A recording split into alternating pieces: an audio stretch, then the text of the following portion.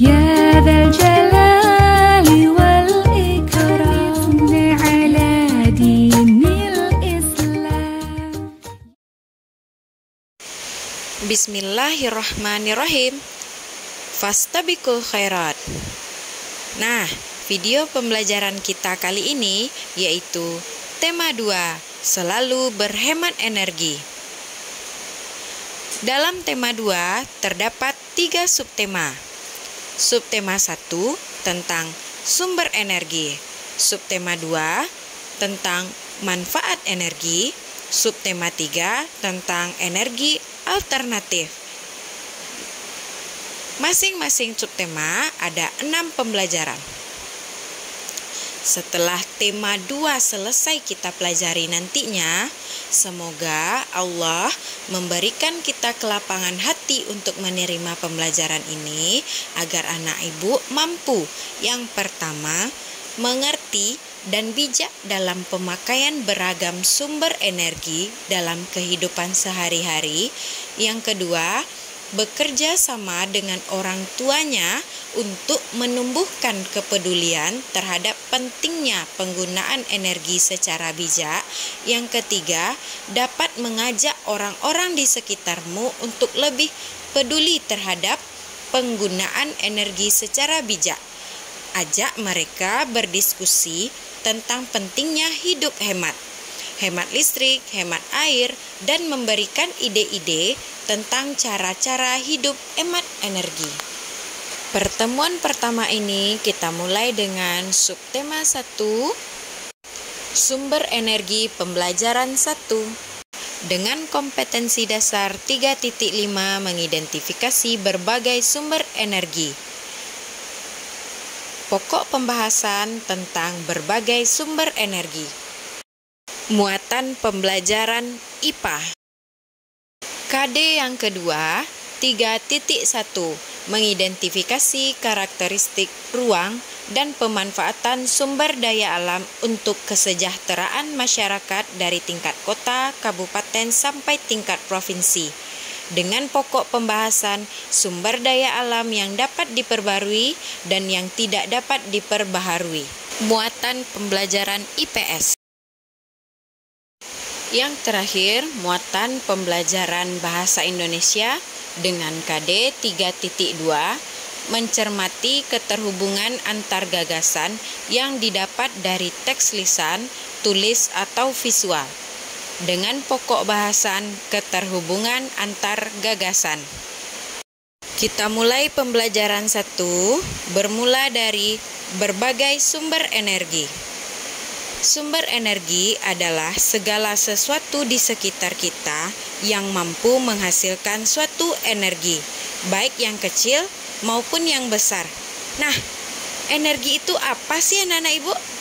Nah, energi itu adalah sesuatu yang dibutuhkan oleh benda agar benda tersebut dapat melakukan usaha.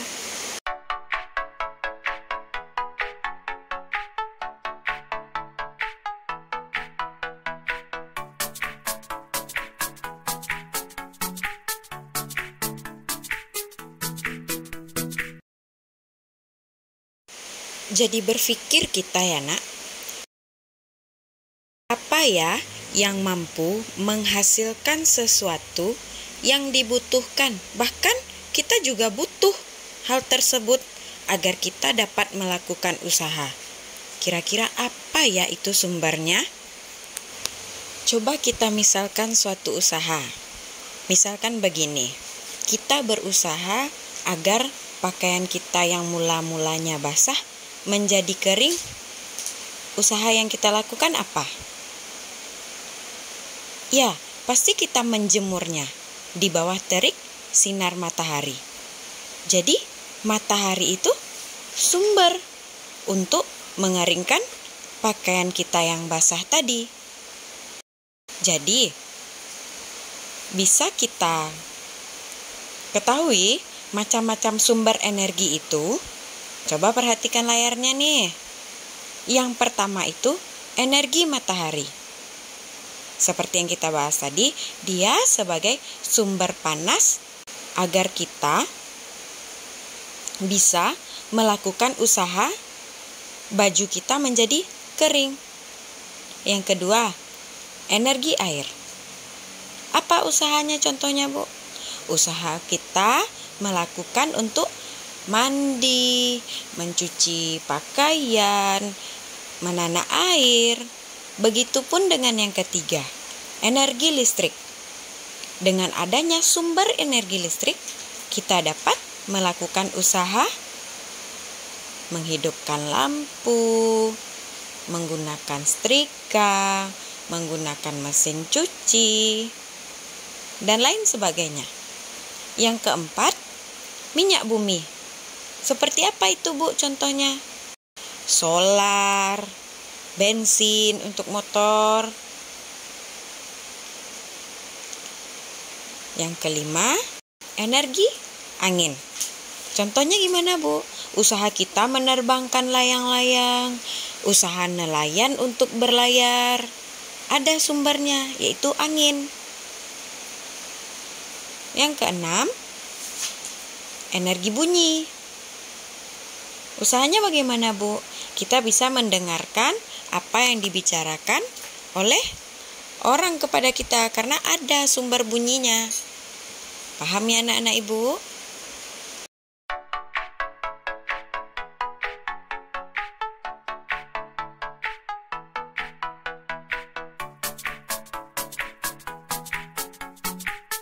Sumber energi terbesar di bumi adalah energi matahari. Matahari menghasilkan energi panas dan energi cahaya. Energi matahari dimanfaatkan oleh manusia dan makhluk hidup, antaranya sebagai sumber pembangkit listrik atau panel surya, membantu proses pembuatan garam. Di pinggir pantai, petani menyiapkan petak-petak tambak. Tambak diisi air laut. Air laut akan menguap karena adanya cahaya matahari, adanya panas dari matahari. Maka air laut menguap dan tersisa kristal-kristal garam. Sekitar 210 hari atau setelah kemarau berakhir, garam segera dipanen. Garam-garam setelah dipanen lalu dijual ke pabrik untuk ditambah iodium dan dikirim ke daerah lainnya. Pemanfaatan lainnya dari sumber energi lebih dekat lagi dengan kita. Nah, coba amatilah gambar berikut ini. Lebih dekat kan dengan kita? Kita misalkan saja, ibu yang pakai baju kuning itu orang tua kita ya, mama kita di rumah. Dan yang pakai baju dongker itu adalah papa kita. Dan yang di dalam stroller itu adalah adik kita. Kita lihat panah yang pertama yaitu mengarah ke pohon. Jadi matahari dimanfaatkan sebagai membantu proses fotosintesis pada tumbuhan. Apa itu, Bu, proses fotosintesis pada tumbuhan? Proses pembuatan makanan pada tumbuhan. Panah yang kedua terlihat ibumu lagi mengeringkan pakaian. Juga dimanfaatkan oleh nelayan untuk mengeringkan benda basah. Contohnya apa? Ikan. Bisa dilihat ya gambarnya ya, Nak ya. Selanjutnya apa, Bu? Membantu pembentukan vitamin D. Tuh, lihat adiknya lagi berjemur. Tidak hanya adiknya yang berjemur di sini, ibu dan ayahmu juga. Saling berhubungan ya, Nak, dengan sumber energi. Tetapi tidak hanya sumber energi yang saling berhubungan dengan kita. Saat kita membaca buku, saat mendengarkan ibu berbicara ini juga ada hubungannya. Nah, kita ingat lagi. Sebelumnya kita telah belajar tentang gagasan pokok dan gagasan pendukung. Pada tema 1 ya, Nak ya. Gagasan pokok dan gagasan pendukung pada suatu teks bacaan. Dari gagasan tersebut, kita mengetahui dan belajar menemukan bahwa setiap kalimat pada teks ada keterhubungan isinya, sehingga menjadi bacaan yang kompleks dan lengkap.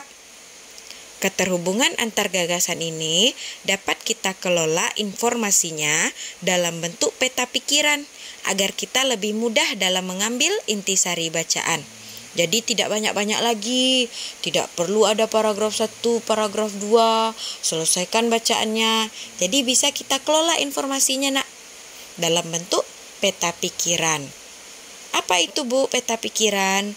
Peta pikiran atau sering juga disebut dengan peta konsep atau diagram atau mind map merupakan cara penuangan informasi yang diperoleh dari teks lisan maupun tulisan ke dalam bentuk jaringan.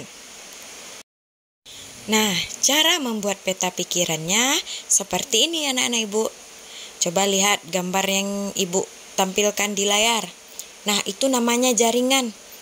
Kamu lihat ada yang warna biru di tengah? Itu judulnya. Nah, nanti apa nih hal-hal penunjang judulnya? Nah, dikasih jaringannya seperti panah tersebut. Nah, caranya yang pertama, setelah kita mendengar teks lisan atau membaca sebuah teks tulis, kemudian tentukanlah bacaan tersebut membahas tentang apa nih? Apa itu judulnya? Apa topiknya? Kemudian tuliskan tema atau topik tersebut atau judul bacaan tersebut ke kolom yang nomor 1. Tapi juga boleh Bu, boleh diganti modelnya Bu, boleh. Di atas mungkin judulnya, nanti cabang-cabangnya atau jaring-jaringnya ke bawah. Yang penting tentukan dulu judulnya, apa topiknya. Setelah itu buat jaringnya. Itu untuk cara yang kedua. Tentukan lagi informasi penting untuk penunjang penjelasan topik dengan menghubungkannya dengan garis-garis penghubung. Banyaknya kotak penjelas sesuai dengan beberapa banyak informasi penting sebagai penunjang untuk topik sebagai judul kita. Nah, begitulah cara kita mengolah informasi dari sumber bacaan. Nah, sekarang coba kita lihat lagi sumber daya alam. Sumber daya alam adalah segala sesuatu yang berasal dari alam dan digunakan manusia untuk memenuhi kebutuhan hidup dan kesejahteraannya. Sumber daya alam atau disingkat dengan SDA dibedakan atas 2. Yang pertama yaitu SDA berdasarkan jenisnya dan yang kedua SDA berdasarkan sifatnya. Yang pertama SDA berdasarkan jenisnya. Terbagi atas 2, SDA hayati dan SDA non-hayati. SDA hayati adalah sumber daya alam yang berasal dari makhluk hidup, contohnya hewan dan tumbuhan. Sedangkan SDA non-hayati adalah sumber daya alam yang bukan berasal dari makhluk hidup, contohnya sinar matahari, udara, air, dan tanah. Yang kedua, SDA berdasarkan sifatnya. SDA berdasarkan sifatnya juga terbagi 2. SDA dapat diperbaharui dan SDA tidak dapat diperbaharui. SDA dapat diperbaharui adalah sumber daya alam yang tersedia dan dapat dikelola untuk dapat diperbanyak jumlahnya. Contohnya hewan, tumbuhan, sinar matahari, angin, dan air. Sementara SDA tidak dapat diperbarui adalah sumber daya alam yang memiliki jumlah terbatas dan tidak dapat diperbanyak jumlahnya. Contohnya minyak bumi, emas, besi, dan berbagai tambang.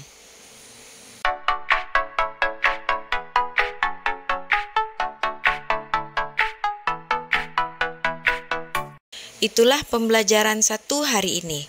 Ibu harapkan anak-anak Ibu paham dan mengerti tentang pembelajaran kita hari ini ya nak ya.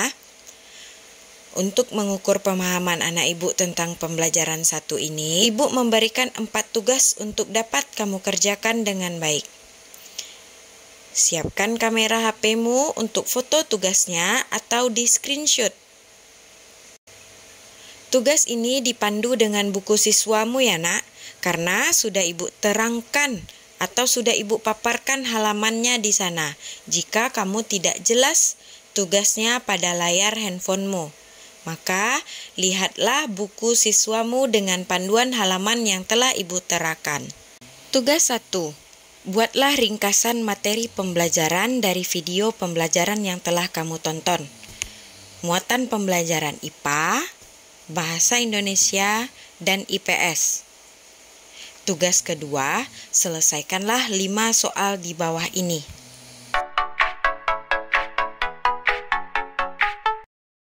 Tugas 3, buatlah peta pikiran dari manfaat energi. Coba lihat buku siswamu halaman 5. Baca terlebih dahulu teks kisah Ali si biji energi. Setelah kamu baca teks tersebut, baru bisa kamu buat peta pikiran dari manfaat energi.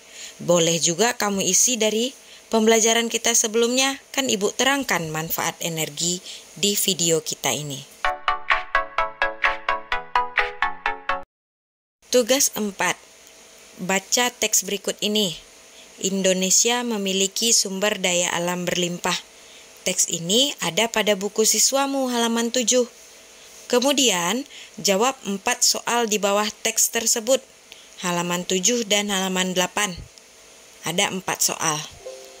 Selamat bekerja.